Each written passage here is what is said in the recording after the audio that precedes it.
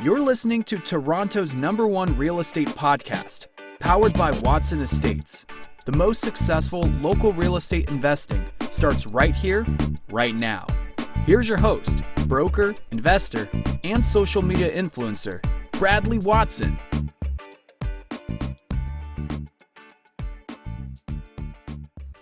Good morning, investors. Bradley here from Watson Estates. You guys know in real estate, we never sleep on weekends, so we're here bright and early this Saturday morning. It is the 16th of May, which is actually a key date when it comes to commercial tenants, and we'll get to that later in our podcast. But today I want to cover some pretty cool stuff, kind of summarizing what we've talked about a little bit this week and getting into some new topics as well. Now, we're going to start off by talking about some of the predictions that have been made about our market.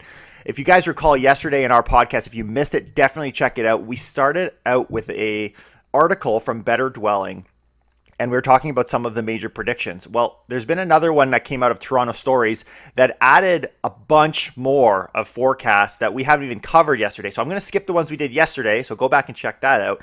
But I'm going to add the ones that we saw today that just came out here because I think it's going to add another just layer of depth to the predictions that we've had come out from some of the major publications and forecasts and banks and whatnot. Then we're going to jump into mortgage arrears. There's been a couple articles I've seen. They haven't been that mainstream. They've kind of been flying under the radar, but there's a couple in there that talk about this idea of the risk of us having mortgage arrears here in Canada. And so I want to talk about what the Bank of Canada is seeing and what their expectation is for that, because it could mean a spike in real estate. And then I want to talk about commercial evictions. As Ontario continues to open, we're still left with a lot of businesses in tension between landlords and tenants on the commercial side. So should the province just ban commercial evictions altogether? We're going to talk about the dialogue happening in our government about that. Before we jump into this in lighter news, if you haven't already seen it, Premier Ford released a cooking video sharing his cherry cheesecake recipe. Man, you don't have to watch the whole thing. Just watch the highlights for it. It is so funny. Like, he's so proud of himself. It's hilarious for all audiences. Go check it out. I love it. So you guys will recall that we did an article just yesterday about Better Dwelling, and the title was so gripping. I mean, we had a bunch of people watch. Usually there's a day or two lag between when we post content and when people see it, but a ton of people were clicking on our podcast yesterday because the article was this: Canadian real estate prices forecasted to rise 12% or drop 30%. That was the name, and that came out of Better Dwelling. So here's the thing. This just goes to show the difference in the different titles and the way that they present their findings. Toronto Stories, which is probably not going to get as much credit, street cred, coming out the day later, did pretty much the same article from a different perspective called 17 Real Estate Forecasts and Updates that have tried to predict the impact of COVID-19. Feel the difference in that title. It's just so much lighter. It feels a little more airy, a little more uplifting. Woo! Here we go. But what I want to do is I want to graze over, the way we presented the information yesterday was a little more neutral. I want to graze over the ones we did yesterday, and I want to talk about the ones that we haven't covered because there's a lot of really good ones here that we definitely want to check out. And also, I like the update side because they talk about as things were happening, we can kind of discuss what we've come through. So it's a very good article. And that's why I want to lead with this. We start with the good stuff first. So the article begins, "This weekend will mark 2 months since a state of emergency was first declared in Ontario. In an attempt to help you keep up with the dizzying level of real estate," here we go. We're gonna hit some big words that I'm not ready for before 8 o'clock in the morning. Here we go. "Decrees that have been released in the last dozen or so weeks. We've compiled a timeline of forecasts, prognostications, pontifications, prophecies, exaggerations, and conjectures." Let's go. Here we go. "So you can form your own opinion of who's looking at the present in the right light and who's being positioned to accurately predict the future." So conveniently, a lot of the ones we talked about yesterday were to the negative. What I noticed about the difference in this article is there's a lot more optimism. You'll find that there's a couple, I mean, people aren't just saying market's going to go skyrocketing. Like, that's not what's happening here. But there seems to be the articles that were a little more optimistic of our market were, I think intentionally ignored in the article yesterday because they weren't as extreme. Like, we were talking about the extreme stuff, but this seems to be kind of the more practical, kind of in the middle, balanced approach that also explains why they believe that. So here, let's start off with Remax. And we're simply following by dates. So this was done on April 7th. So that puts us, 3 weeks after the lockdown. So the summary of their prediction was, quote, to burst or for a real estate market collapse to take place, there would need to be a stagnant demand with an influx of listings, leading to a sharp drop in prices. And Remax doesn't think that's very likely in the country's hottest market. So we did see, even after these guys in April, because they did this prediction the first week of April, we did see a spike in the number of, pretty much we saw a drop in sales, but we did see a spike in supply. Like we saw a little bit of a boost in supply, but now the months of inventory have since balanced off in the second half of April. The first half of April was a crapshoot. Like it sucked. The second half of April, things seemed to pick up. And so as articles came out at the beginning of May, which we'll kind of see the predictions from there, people either pointed at that difference or they just grouped them all together to show a really sucky April. And a quotable thing from that article, what is more likely to happen as a result of this public health crisis is more of a leveling off rather than a significant dip. The prices have been climbing at such a steep, unsustainable rate that they were bound to be reined in at some point. However, with levels of housing inventory so low in so many of the country's hottest markets, it's unlikely that any price change will be jaw-dropping or even noteworthy. So they're obviously not thinking a 30% drop. But this is coming from Remax. Okay, they are biased. But what we have seen, just to kind of bring you up to speed since then, we have seen a flat months of inventory. We've seen an almost equal drop in the number of new listings compared to active listings in the number of sales. Like that, we haven't seen, based on what they're saying here, and in reality, this is true. Like this is just basic economics. You should see a number of listings going to the moon, but the number of sales not happening, right? So inventory just going through the roof, but that doesn't seem to be the case. The next one we didn't cover yesterday was from Capital Economics. They published on April 20th. The article was called Canadian House Prices Could Drop as Much as 5% Due to Coronavirus. And the summary of that was, despite the hot start to spring, COVID-19 disruptions are set to decrease in price in the coming months, again in April. So they would say that this month, based on that prediction, will be down as well. Capital Economics is penciling in a relatively modest fall in house prices of 5% in the coming months. So they're thinking from mid-April, from pretty much what I see as around the worst time there was, a decrease in 5%. Nothing extreme like 30%, but still they're anticipating declines. The next one is TerraNet, which is the ones who publish the HPI. So they're called TerraNet National Bank. And what they've got here is Canadian home prices expected to lose momentum. TerraNet says it expects prices are going to start to cool after real estate boards reported a, quote, clear break in activity during the second half of March due to the coronavirus outbreak. Second half of March sucked. First half of April sucked. And this article came out kind of within 6 days of this first half of April. So they're kind of coming to the end of April.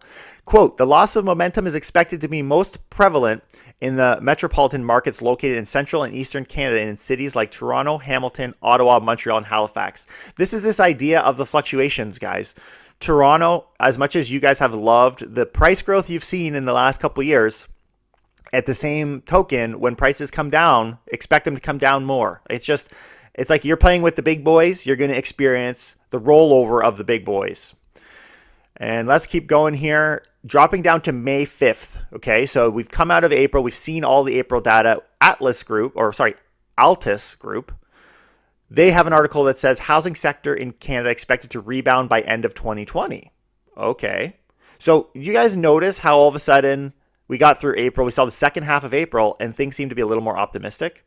Peter Norman, Vice President of Chief Economist at Altus Group, acknowledges that the second and third quarter of 2020 are going to be, quote, disaster zones. So they're admitting we're going to have a rough, even third quarter for the housing market, but believes that as safety measures begin to lift in the months to come, and in my opinion, they're happening now, right? We're seeing them now. Consumers return to spending. That's the key. Will they do that? We'll see. And investing as they usually would, he expects to see sectors to start to come back very quickly, including housing. And there's a quote, a notable quote, we shouldn't underestimate how fast things can come back. So they're very optimistic, this Altus Group. So the other side of this article is this idea of updates and updates on house prices. And so this is also part of why I want to include this, because it's not just predictions, but it's also tracking what has happened. So the first one that comes out here is from Zoocasa, and they did on April 1st. So they saw, this was again pre the bad month of April, right? So when the sales to new listings ratio, SNLR, that's our pretty much of inventory, which is described as the measure of market's competition divided by the number of sales by the number of listings, is between 40 to 60%. It indicates a balanced market. Anything above and below that threshold reveals sellers and buyers markets respectively. So they're saying here we saw a balanced market. I would say we're leaning towards the seller market side, but it's all based on where you kind of place that range. But in reality, the point here is we're not seeing an extreme buyer's market, which would lead to price declines. Like we haven't seen that even in the worst of April. April 15th, this is the bottom in my mind. April 15th, home sales in the GTA down over 20% month over month in March. According to CREA, who published this, home sales recorded over Canadian MLS systems dropped by 14% in March, and the GTA was one of the hardest hit markets, seeing a 20% decline. And in my opinion, that's actually peanuts. We've actually seen in the 60s for not price declines. Woohoo!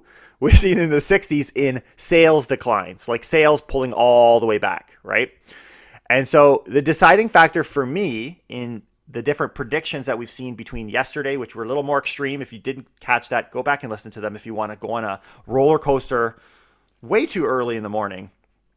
If you want to go check that out, please do. And then combined with this, we can see, to me, the chief indicator, and I'm not getting this from any article, by the way, it just seems to be based on what they're saying, like the subtext under each of the forecasts seems to be whether they think there's going to be forced selling happening, whether people are going to be in a state of panic where they need to dump their property in order to survive, right? If that were to happen, then I think some of the more pessimistic views of our marketplace would come to fruition. And so I'm actually going to give you guys a reason or how that could happen in a moment. So I'm going to leave you with a bit of a cliffhanger for a second because I want to touch on the rental market before we get into where forced selling could happen in our marketplace. There was a couple insights. I've actually got one rental right now, so I am familiar with what the rental market is looking like downtown Toronto. But I want to cover and kind of share my 2 cents on what the forecasts have been, what the insights have been really. And there's not nearly as much. There hasn't been as much as price because people are generally interested in price. People don't seem to care as much. Maybe I don't know why that is, but they matter. There's a ton of renters and not to mention investors. And between the two, that's a giant segment. So Pad Mapper, they're a rental platform. They published on April 15th, again, right in the heart of the issue. Average rent for Toronto 1 bedroom stays highest in Canada. This is a summary of their article. The average price is to rent a 1 bedroom apartment in Toronto remains the highest despite the disrupting presence of the ongoing crisis. And this was a quotable from that article. With the strict social distancing measures currently in place and more residents without work as a result of the pandemic, a decline in rental market activity is to be expected. Okay, so they're expecting this. 5 days later, Urbanation, again, another rental platform, came out with Toronto. Actually, you know what? Urbanation, I think they might be just a real estate publication, but don't quote me on that. I don't know. I don't know who these suckers are. I recognize the name, though. I've definitely seen them. Toronto renters could see some relief in the post-COVID market. The outlook for rents will largely depend on the severity and duration of the economic downturn, which remains highly uncertain at this point, and the resulting impact the pandemic has on vacancies. This was a quotable from there. As rental demand declines, I actually really like this one as well. So check this quote out because I think it hits the nail right in the head. As rental demand declines, as job losses mount, incomes are reduced, and immigration shrinks, the slowing in the GTA rental market that appeared in the last half of March will progress for at least the next few quarters, given the current economic outlook. The impact on rents will be something to watch, which will also be influenced by the timing of the record number of units that were expected to complete this year. So there's a lot in there. Okay. So just to give you the the summary just to cover them one more time because I don't want that to be missed. The first thing is job losses. Depending on job losses, of course, that's going to affect rentals. Incomes, that's going to affect rentals. Immigration, they tend to jump into the rental space when they are first coming to Canada. That's going to impact things all on the demand side, right? The slowing of the market the next thing they do here, so they talk about the economic outlook, but the thing I love at the end they added too was this influence of the timing of the record number of units that were expected to be completed. So there was a big expectation of completions for housing for rental designated units. Like there was a bunch coming on, but depending on how fast those come on, that's going to either make it worse, like, because if we get an influx of listings, it's now going to get even worse if you want rates to be high. If you want rates to be down, it's great. Like for tenants, it's great news. That combined with an influx of Airbnb, which wasn't quoted in here, these are all the factors that are influencing the renters and the rental rates right now. A lot of interesting stuff coming out. And TREB on May 7th, so we've come through April now. Now we're looking at the stats pretty much from April. Average rent for Toronto one bedroom drops nearly 3%. And they actually, you'll remember because we were talking about that back when those stats came out, the one bedroom they were actually down 2.7% compared to last year. And the average two bedroom was down 4.1%. So we saw now dropping in rent rates, which was a little bit of a surprise that had COVID-19 not happened, we probably would have seen flat rates, but now we're seeing them coming down. Will they continue to come down this month? My guess is yes. I actually think this month, although prices, you won't see as much significant declines, you'll see them, but I think rent, you'll still see declines. I'm pretty confident of that just from what I'm seeing, but time will tell. It'll be interesting to see how the May numbers kind of unfold on the rent side. So rentals.ca, they did a couple. I'll give you the second one that they did. Actually, I'm going to read you a summary, and then we're going to call it there because I think we've hit the point here on rentals. So this was a good quote. I've got it highlighted. Every kind of article, I've got this bright orange segment that I have to read just to give you my favorite part, and this is it. As a result of COVID-19, Canada is seeing less immigration, fewer international students, and with the border now closed, there won't be nearly as many seasonal and part-time workers who are typically renters. This, coupled with Rental.ca's prediction that some short-term rentals convert to long-term rentals, could lead to rent declining. There you go. That's the Airbnb in there. So that's all the stuff. Those are all the impacts that are kind of going on. And I think that kind of wraps up the summary of rent declines. From what I'm seeing from the clients that I'm helping on helping get their units rented, I've noticed a decline between 50 to 60% in rental activity. So not as bad as sales activity, but obviously they've got more competition now. So I think landlords who are trying to rent are in a tougher pickle right now than people trying to sell their units, because the ones that I'm selling and the ones I'm trying to buy, they're actually picking up. They've seemed to pick up before the rental market has responded. Okay, so I promised you I was going to give you an insight into where there could be maybe some misfortune, we'll call it that, in our marketplace, and that would be some kind of shock or spike. And so I want to jump into this article that came out of cbc.ca. And guys, as I'm reading these articles, I hope you guys don't take it as like I'm just like spewing information. What I'm trying to do here is I'm learning myself, okay? Let's be clear here. I'm learning, I'm compiling this information and creating my own thinking, and I want you guys to do the same. Don't take what I say, and I like to think that a lot of our viewers have, because we've got some really savvy people here. I'm hoping that you guys have your own thoughts and disagree with some of the things that I'm saying, but I definitely want to share all the info and let you guys come up with those conclusions yourself. So this article is called "Mortgage Arrears Rates Could Spike to Double What It Was in 2009, Bank of Canada says. Remember 2009, that was pretty much the worst, right? 2008? Yeah. So the article reads, central bank says the number of people falling behind on mortgages could almost quadruple. Emergency measures to deal with the economic impact of COVID-19 pandemic are showing encouraging signs of working, but Canada's economy is still facing an uncertain future, the Bank of Canada says. So they talk about some of the things they've done in the last 2 months, slashing interest rates, embarking on unprecedented bond buying programs. They're spending money, they're throwing money. You know, they've got suggest there's been measures like liquidity strange, access to short-term credit for companies and households. This was a quote from Stephen Polo's Pelosi, I don't know how you'd even say his name. I say his name often. I don't even know how to say it. We entered this global health crisis with a strong economy and resilient financial system. This will support the recovery, but we know that debt levels are going to rise, so the right combination of economic policies will be important too. So here saying this segment is called defaults are coming. So what they say in this article is what could have happened versus what is happening. That's kind of how they, and I like that. I like that. Like what were we expecting versus what was happened because of the measures taken. So if no new policies had been implemented in response to the unprecedented economic impact of COVID-19, the mortgage arrears rate may have risen to 2.1% of all loans. That means 1 in every 50 homeowners would be at least 3 months behind on their payments, almost 10 times the number that were before the COVID-19 crisis. That was what was kind of the risk, right? As it stands, because of some policies put in place, the bank says under the current, quote, worst case scenario, okay, this is our worst case scenario, the mortgage arrears rate will spike to 0.8% and remain on a much flatter curve that doesn't peak until next year. Once payment deferral plans offered by the big banks at the onset of this crisis are set to expire. So this is what's interesting, because yesterday we were talking about line of credits and how they're getting a little tighter, because the question is yes, you can afford it now. Insolvencies are down because, you've got free money being thrown at you if you're not working.